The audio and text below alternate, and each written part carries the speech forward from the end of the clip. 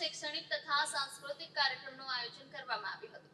Science exhibition અ creativity carnival નામ હેઠળ યોજાયેલા આ કાર્યક્રમમાં વિજ્ઞાન પ્રદર્શન, વિવિધ સર્જનાત્મક પ્રવૃત્તિઓ, સાંસ્કૃતિક કાર્યક્રમો તેમજ ફન એન્ડ ફૂડ ઝોન મુખ્ય આકર્ષણ રહ્યા હતા.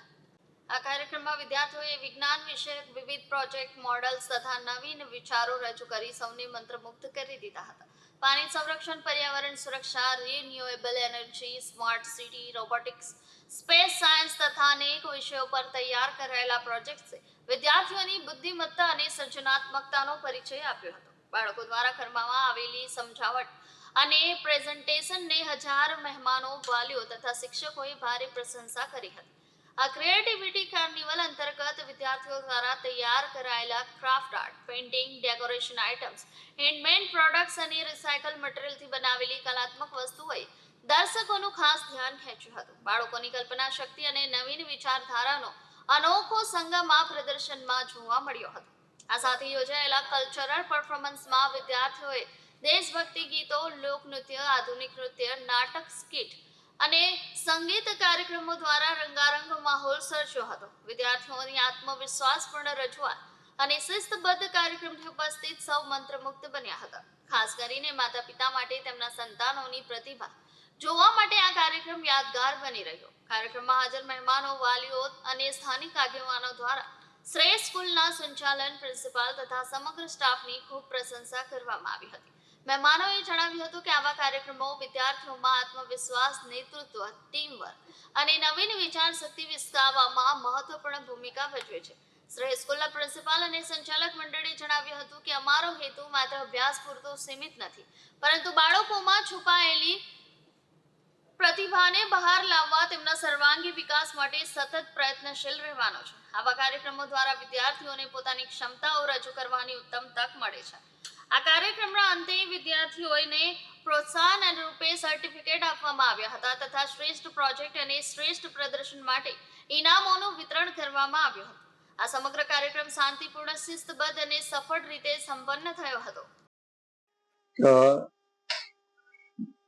નાના બાળકોમાં ક્રિએટિવિટી વધે અને વ્યક્તિત્વ વિકાસ થાય અને સર્વાંગીણ વિકાસ થાય એ માટે શ્રેષ્ઠ વિદ્યાલય ઉધના તરફથી વર્ષ દરમિયાન બાળકોને ઇન્વોલ્વ કરીને અનેક પ્રવૃત્તિઓ કરવામાં આવે છે, જેવી કે રમતોત્સવ, સાંસ્કૃતિક પ્રવૃત્તિ, પ્રદર્શન, વિવિધ તહેવારોની ઉજવણી અને સાંસ્કૃતિક કાર્યક્રમની સાથે વિજ્ઞાન પ્રદર્શન પણ રાખવામાં આવે છે.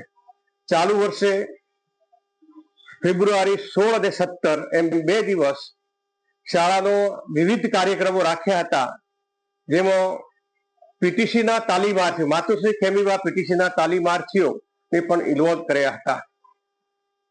પીટીસીના તાલીમાર્થીઓ અને બાળકોએ સાયન્સ ફેર અને જીવનલક્ષી પ્રદર્શનમાં લગભગ 150 કૃતિઓ રજૂ કરી હતી અને ખૂબ ઇન્ટરેસ્ટ રાખ્યો હતો. આ સમયે પધારેલ મહેમાનો, ડાયટના પ્રિન્સિપાલ અને અન્ય અધ્યાપકોએ બાળકોનું જે પ્રદર્શન હતું એનું ખૂબ વખાણ કર્યા હતા અને ખૂબ અભિનંદન આપ્યા હતા. સાથે સાથે